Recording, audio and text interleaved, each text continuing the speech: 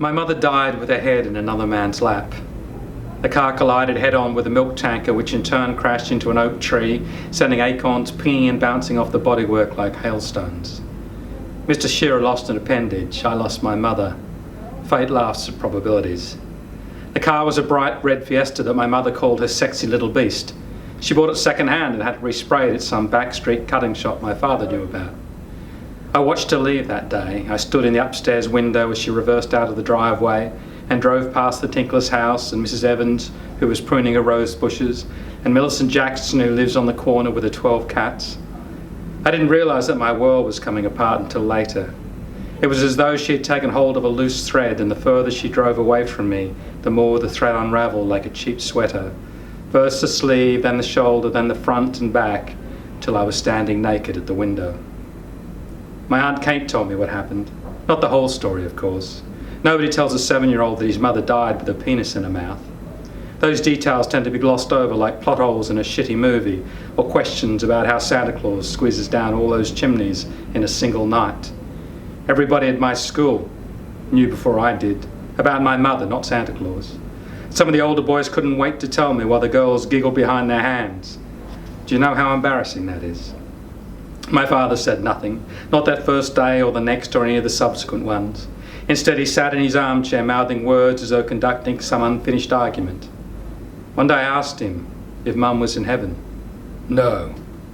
Where is she? Rotting in hell. But hell is for bad people.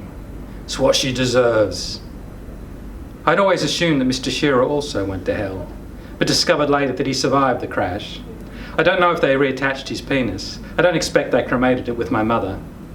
Maybe they had to make him a prosthetic one, a bionic penis. That sounds like something from a cheap porno.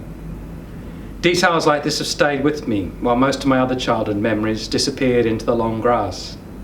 My mother's final day in particular is fixed in my mind, flickering against my closed eyelids, light and dark, playing on a continuous loop, like an old home movie. I protected and preserved these scenes, because so little remained of my mother after my father had finished expunging her from his life and mine. I cling to them still, these fragments of my childhood. Some real, others imagined, polished like gems and as tangible and definite to me as the world I walk through now, as solid as the trees and as cool as the sea breeze. I'm not a fast walker. I take my time, stopping and pointing out things. Sheep, cows, birds, horses. I make the sounds. Sheep are such passive, apathetic creatures, don't you think? There's no intelligence in their eyes, not like dogs or horses. Sheep are just blobs of wool, blindly obedient, ignorant, as gullible as lemmings. The footpath reaches a blind bend hidden by the trees. This is a good place to wait.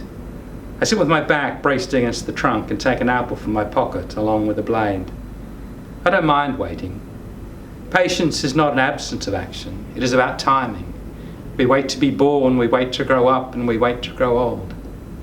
Some days, most days, I go home disappointed, but not unhappy. There will always be other opportunities. The breeze moves through the branches of the trees and I can smell the salt and seaweed drying on the shingle.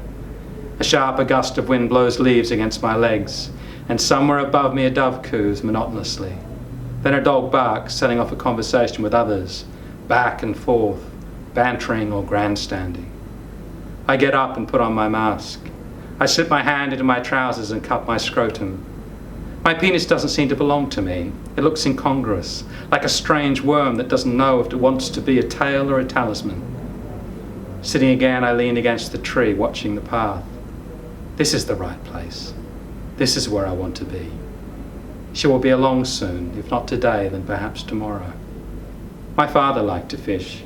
He had so little patience with most things in life, yet could spend hours staring at the tip of his rod or the float bobbing on the surface of the water, humming to himself, "Thou shalt have a fishy on a little dishy. Thou shalt have a fishy when the boat comes in."